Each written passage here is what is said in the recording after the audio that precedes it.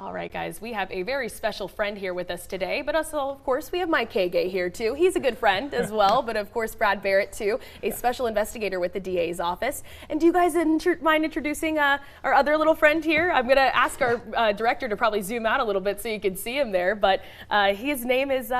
Goose, yes, this is canine Goose, yes, and as you can tell, he's very interested in the carpet right Yes, now, he's very interested in that carpet, and you know, I don't blame him. There's been many a dog there on the show here, but why is Goose here today? What are you guys here to tell us about today? Goose is a special dog.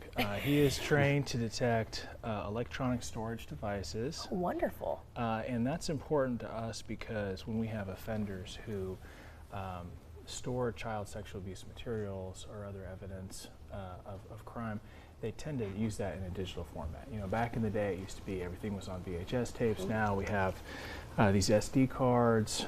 They could be using a hidden camera. It could be on a laptop. And so when we are targeting someone for investigation and law enforcement is going in there and executing a search warrant, we want to make sure that we collect all available evidence. They might be able to hide it from one of us, but they can't hide it from Goose.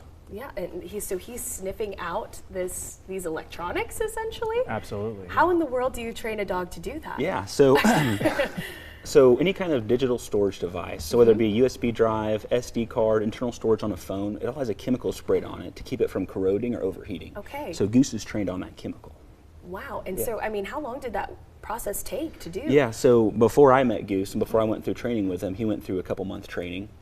Just to get the basics knocked out, and then we go together for handler school for a few weeks, and then just continue our training from there on. Yeah, and how effective has Mr. Goose been in getting that job done? He's very effective. It's pretty cool to see him in action. You can, you know, line up objects and hide some of these digital things within them. And he, well, when Brad tells him to go to work and they start doing their process, every single time he hits his target.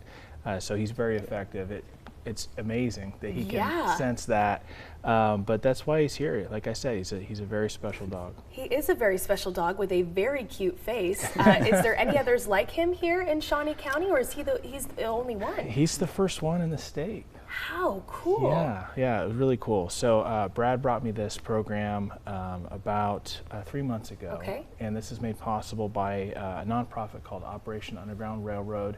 They do work in this area of sex trafficking and exploitation, and so they train these dogs and they make them available to law enforcement agencies like ours. And so we're really excited. He's the first one in the state. Yeah, he's the one leading the pack, you should say. That's right. Good for him. All right, Mr. Goose. Well, you know, kind of looking forward, are we thinking about maybe since he has been very effective, could there be more dogs like him sometime soon here in Kansas? Well, I don't want to tip it, but there is another law enforcement agency in the state that has plans to get another one. So yeah, we're the first, but we're not going to be the only ones. Hey, okay. Well, Goose, we appreciate you and thank him for his service, of course. And, absolutely. You know, I just want to ask you too, Mike Kagay. You know, we were at that violence summit for the community the other day, and so I wanted to see kind of what you gleaned off of that, and you know, what were your thoughts about the discussions that were had there? There were a lot of interesting ideas put forth, and it was really neat to hear the different agencies that have a stake.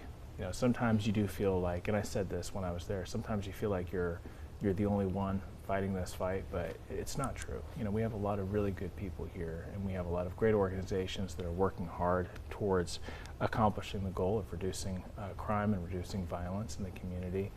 I think the biggest thing right now is we need to find better ways to coordinate those resources, and we need to share a message of hope. I think everybody in this community, whether you're working in an agency or whether you are a citizen that lives here, we all need a little bit of hope right now. And so I think if we look for that and we believe in each other because of the capabilities that we do have already on hand, I think there's reason for that. And we can trust in each other to make things better. Yeah, so you think it was an effective conversation too? I mean, it's hard, I feel like, to get everyone to care about these things, and it's hard to do, right? Getting people to care. Well, sometimes it feels that way, but what I took from the summit was that people do care. You know, that people really do care, and I think in my experience, when you're talking to people one-on-one, or anytime I go out in the community, I'm talking to groups, people care. They're just not sure what to do with that. And so finding a better way to leverage that and work together We have so many wonderful people here. I really do believe that. There's a very small percentage of people that struggle to follow the rules, and those are the people that we focus on. But most of us are here with good intentions and trying to do the right thing. Most definitely. Topeka is a very special place, and we do have a lot of people that care, of course. Well, thank you so much, Mike. Thank you, Brad. Yeah. And thank you to little Goose, I think that's hiding out over there. But we appreciate it, He's done guys. with the interview. Yeah. He's done with the interview. I don't blame him. It's a little early, so it's probably past his, he probably wants to go back to sleep. Oh, yeah. Understandable.